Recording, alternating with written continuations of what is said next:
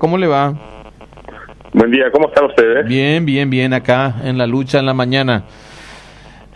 Le estábamos llamando para que nos ilustre un poco y nos asesore un poco en el tema de sobre fideicomiso. ¿Qué significa? ¿Cuál es la figura comercial de esto? ¿Qué significa? Es un sistema de intermediación financiera que no tiene larga tradición en Paraguay. Hace apenas un año o dos que estamos empezando a experimentar con el fideicomiso. Y todo intento que se ha tenido al respecto ha tropezado con la incertidumbre de la ausencia de mecanismos apropiados de control para los intervinientes en el fideicomiso. El fideicomiso es algo así como una figura intermedia por la cual una persona deja una cantidad determinada de dinero bajo la administración de una entidad financiera determinada que tiene por objetivo un fin bien concreto. Ahora se está manejando el tema del IPS, la figura del fideicomiso. Sí. Y ahí están involucrados sus directores, mejor dicho, los directos beneficiarios, los jubilados y los pensionados, ¿verdad? Sí. Entonces, como no se tiene todavía una larga tradición con el fideicomiso en el Paraguay, y tampoco está claro quién supervisa eso, existe cierta incertidumbre en la propuesta. Sí. Pero algún día hay que empezar. Hasta hace poco los bancos no querían hacer experimentos con fideicomiso. Pero desde hace algunos años, yo diría desde hace 3 o 4 años, ya han empezado algunas figuras emprendiendo esa nueva modalidad. Pero como no tenemos tradición y no tenemos una autoridad que controle, entonces la pregunta es si aparece ya el Instituto de Previsión Social en vías de constituir un fideicomiso de titularización, administración y pago. Y la gente enseguida se pregunta, ¿y para qué, verdad? Bueno, y la figura se propone destinar alrededor de 150 millones de los fondos jubilatorios del IPS para financiar infraestructura en el área de la salud. Sí. O sea, suena todo muy interesante, ¿verdad? Sí. El tema, desde luego, no está en el buen objetivo que se plantea en la constitución del fideicomiso. El tema está solamente en que no tenemos tradición con esto y no está claro quién controla eso. Ahí está el problema, ¿no? Por eso, cuando hay sectores que están involucrados y no tienen mucha idea de cómo son las cosas, como los jubilados y pensionados, que se plantean entonces, ¿y cómo es la cosa? Ese es nuestro dinero. Sí. ¿Y quién va a controlar eso? Estamos hablando de 150 millones de dólares. Entonces creo yo que las autoridades involucradas, me refiero concretamente al IPS y también a las entidades que supervisan la intermediación financiera en Paraguay, tenemos una superintendencia de seguros, tenemos una superintendencia de bancos. Todavía no tenemos superintendencia de cajas de jubilaciones, por ejemplo. Ahí está un problema, ¿verdad? Las cajas de jubilaciones del sector público no tienen supervisión. Claro. Entonces la pregunta está, el IPS tampoco, o la modalidad del fideicomiso con el IPS tampoco va a tener supervisión, ¿verdad? Claro.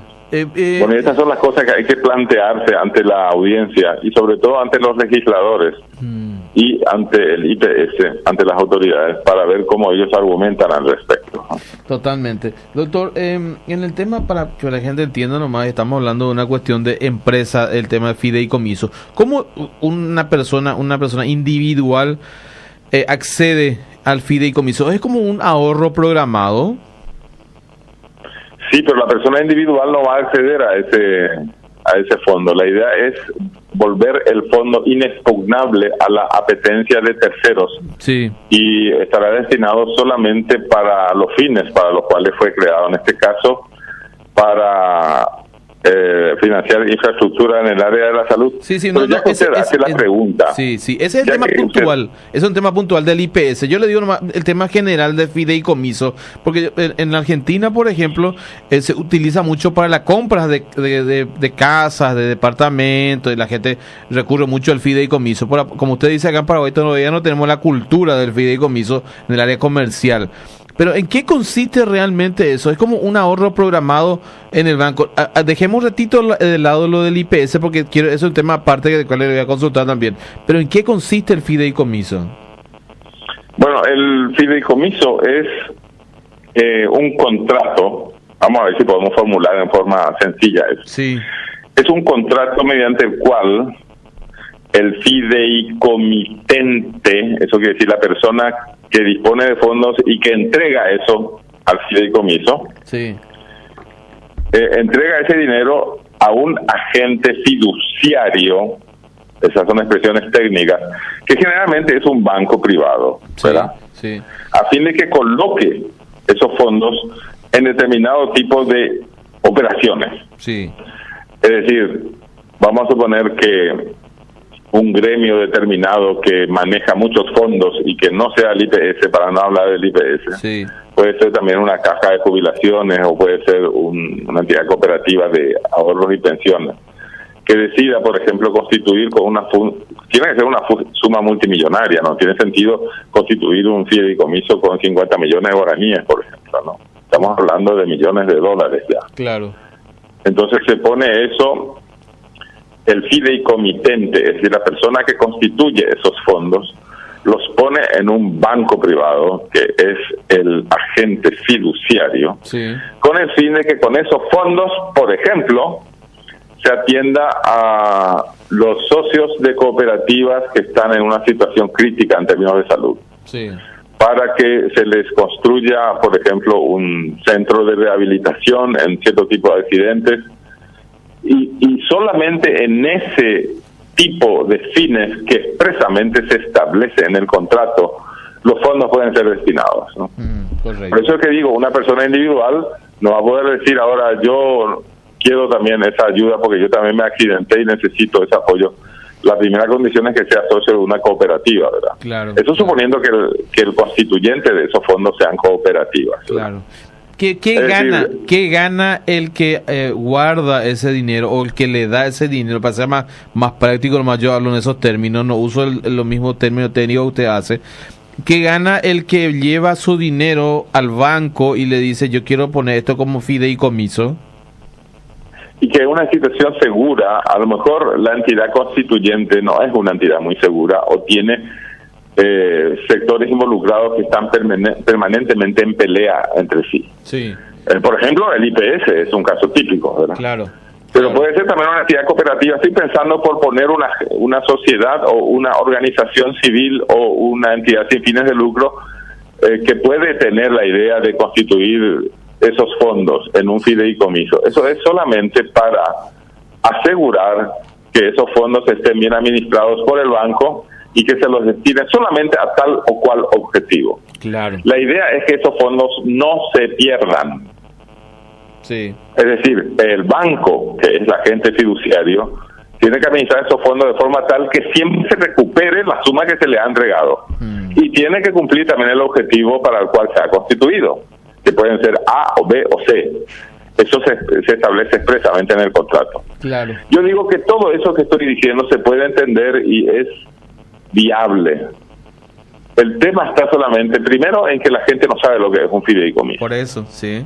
Y segundo, que además no tiene supervisión. Sí. Pero algún día yo creo que hay que empezar con eso y me parece interesante que el IPS adopte esa modalidad para financiar infraestructura en el área de la salud. Pero también hay que discutir bien para ver cómo se constituye por contrato esos fondos y qué agente fiduciario va a tener, o sea, cuál va a ser el banco privado que va a administrar eso. Correcto. Ahora vamos al tema de IPS puntualmente. Sí. El IPS es un ente que va a darle al Banco Atlas, el IPS de por sí ya es una institución bastante desacreditada, va a darles fondos jubilatorios. Dice el contrato, o dice, por lo menos a lo que yo tuve acceso, las ganancias de los fondos jubilatorios le va a dar completamente 150 millones de dólares al Banco Atlas. Hasta ahí vamos bien. ¿Cómo el IPS nomina a un solo banco para dar esa cantidad de dinero, habiendo otros bancos, digo yo, la competencia, libre competencia, porque es como capitalizar una entidad bancaria también? Y esa es precisamente una de las preocupaciones. Sí. Yo tengo anotadas varias preocupaciones aquí que hay que dilucidar. Es decir, eso no hay que dar curso mientras tanto no se responda bien a ese tipo de preguntas. Sí.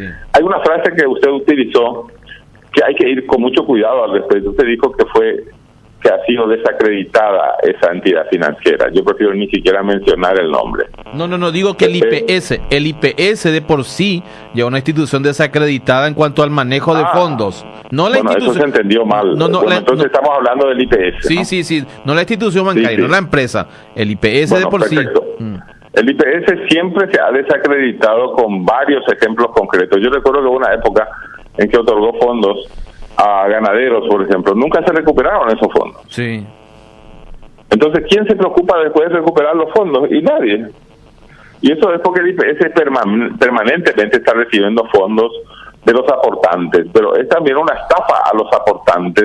Sí. Otorgar así a diestra y siniestra fondos para determinados fines sin fideicomiso, ojo, y que luego no se puedan recuperar. Y eso es porque el IPS no es una entidad de intermediación financiera. Sí. El IPS es un instituto de previsión social, no tiene la capacidad técnica para ejercer las funciones de una entidad financiera. Ya es un craso error que el IPS quiera dar préstamos, por ejemplo, o quiera depositar a plazo y especular con el dinero.